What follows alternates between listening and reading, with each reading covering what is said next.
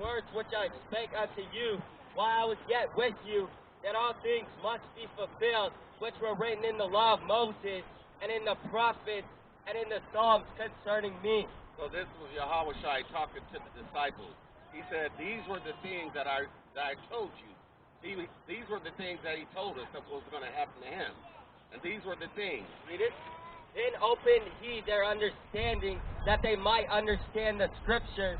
And he said unto them, thus it is written, and thus it beholds Christ to suffer, and to rise from the dead the third day. And so, this is what he came to do. He came to put his body up as a sacrificial lamb. That's right. Genesis 49. Now we're gonna go through the things that he said he was gonna do through the Psalms and through the prophets. Genesis 49, start at 7. Verse 9. Genesis 49, verse 9. Judah is a lion's whelp from the prey, my son. Thou art gone up. He stooped down. He crouched as a lion, and as an old lion, who shall rouse him up? So he said, Judah is the head tribe. But see, Judah, he's right now, Judah, we're in our captivity right now. And we've crouched down, but we're rising up. We've been riled up again. Now Judah is rising up. Read. The sepulchre shall not depart from Judah, nor a lawgiver from between his feet, until Shiloh comes. And this is talking about Yahweh Shai. That's Shiloh. See, Shiloh had to come and put his body up as a sacrificial lamb. That's right. This is who he's talking about. When Shiloh comes. Read on. And unto him shall the gathering of the people be. Because every time when Christ was on the scene, there was multitudes of people because they wanted to hear his ministry. Every time he hit the scene, whether he was in Judea, or if he was in Smyrna, or if he was in Galilee, no matter where he was, there was the multitudes of people gathered. See? Right. Grinding his fall unto the vine, and his ass is colt unto the choice vine. And this is talking about when he rode into Jerusalem on a donkey.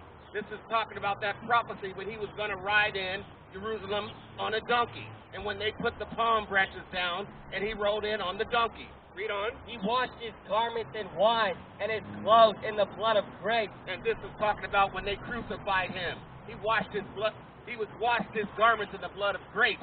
That grapes is representing the blood that he shed. Read.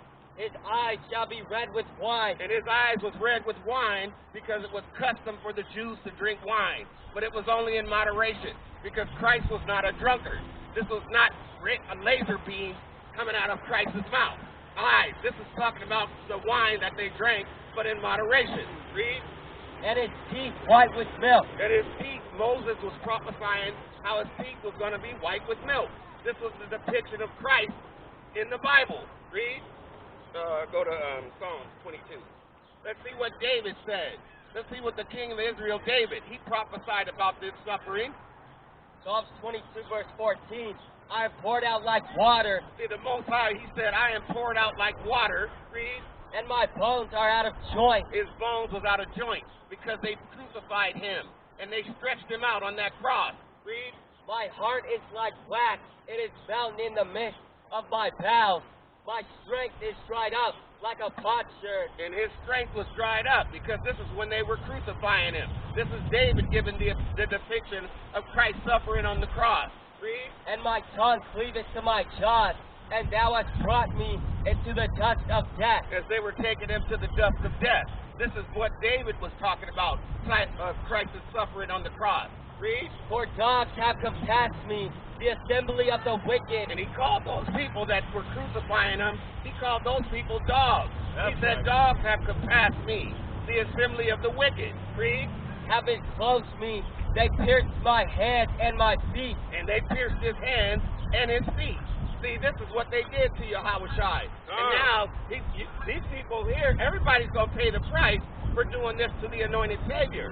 This is why this whole place is falling apart now. Read. I may tell all my bones. They look and stare upon me. And they looked and stared upon him while he was on that cross suffering. And that's even in the scriptures. He says every eye is going to see him, even those that pierced him. All the ones that pierced him. They're going to pay the price for this. Read. Right.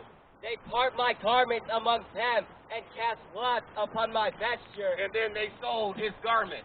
They were gambling for his robe. but it's not going unpunished. Everything you did to the anointed Savior and everything you're doing to God's people until this very hour, it's not going unpunished. But be not thou far from me, O Lord. Now, he's not far from us. He said he's going to be our shield and our buckler, our fortress and our refuge. He's going to be a very present help in a time of trouble. Right. O my strength, haste thee to help me. Deliver my soul from the sword, my darling from the power of the dog. Because he's going to deliver us from all these people that hate us here. He's going to deliver us here. Now we're going to get the depiction that the prophet Isaiah said about Christ's suffering. Isaiah 53, start at verse 2. Isaiah 53, verse 2. For he shall grow up before him as a tender plant. See, he grew up before everyone as a tender plant because, see, he came into his own and his own rejected him. The world was made by him, but they didn't know him. That's right. The world knew him not.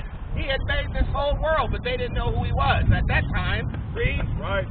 And as a root out of a dry ground, he hath no form, no comeliness. And when we shall see him, there is no beauty that we should desire him. And see, when they looked at him, they looked at him because, see, Christ, the depiction they got in all the churches, that's not Christ. That's not him, Caesar Borgia, because Christ was a so-called black man. The one that they're hanging up in all the Sunday churches, that is not him. This is why they look at the black people or anybody that's dark like we're despised and rejected. And this is why Isaiah the prophet is going to say this. Read. He is despised and rejected. See, he was despised and rejected. So it's really easy to figure out who these people are in this society. The ones that's despised and rejected. Read. Of men, a man of sorrow and acquainted with grief. And he was a man of sorrow and he was acquainted with grief. This is the depiction of Christ. See, this is why we're going to keep asking. Why do you have Caesar Borgia hanging up in all those Sunday churches all over the world? We're going to keep asking because the depiction is in the Bible. It's various depictions of Yahushua in the Bible. Read. And we hid as were our faces from him. And now the people, they hide their faces from him. They don't want nothing to do with the people of God. They run. They flee far from us. Go to Job 30. Let's see what the Levitical priest Job said about this. Job 30. Verse 1. Job 30, verse 1. But now they that are younger than I have me in derision. And now all these people that are younger than us, they have us in derision. Why do they have? Why is he saying they're younger than us? Because we're the firstborn. This is why. We were his firstborn sons. That's right. He said Christ was the first, and he's also the last. We're the firstborn. That's why he said, they that are younger than I have me in derision. Read. Whose fathers I would have this day to have set with the dogs of my flock. And Job was saying he wouldn't even have his dogs out around these wicked people. He didn't even want his dogs around them. They were so wicked. This is what Job was saying. Read. Yeah, whereunto might the strength of their hands profit me, and whom old age would perish. For want and famine they were solitary, fleeing in the wilderness in former times, desolate and waste. They were in those Caucasus Mountains of Georgia, Russia. This is why he said they were solitary. And then they ate juniper roots for their meat. Read. Who cut up mallows by the bushes and juniper roots for their meat. See, everything we're going to bring out is right out of the scriptures. We're going to tell you what saith the Lord. This is what he said about it. But see, a lot of people, they're so accustomed to all these lies and deceit in this society. But this is why Christ came, to give testimony of the truth. See? They were driven forth from among men. They cried after them as after a deep, to dwell in the cliffs of the valleys, in caves of the earth, and in the rocks. Among the bushes they prayed. Under the nettles they were gathered together. They were children of fools. Yeah, children of base men. From the Most High.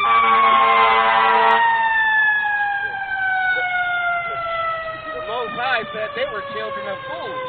He said they were base men, and they were viler than the earth. This is the ones that they have hanging up in all those churches. See, this is why we come out. We come out to debunk all the lies that are going on in this society. Because Christ, he came into the world to give testimony of the truth. That's why he came into the world, to be a light amongst all these Gentiles Bring it out. And now am I their song. Yeah, I am their byword. And now we become your song. And now we become your proverbs and your bywords. Oh, you like to say, oh, those guys are drug dealers, they're pimps. Oh, this is all with gang members. This is what you say about us. When we're the chosen people of God. That's it. Right. Go to that in Isaiah after this, Isaiah 44. They abhor me. They flee far from me. And then they hate us. This is what he said. They abhor us. They hate us. And they like to flee far from us. See, God has everything documented in these holy scriptures, and nobody's going unpunished. See? And spare not to spit in my face. And if you had a chance,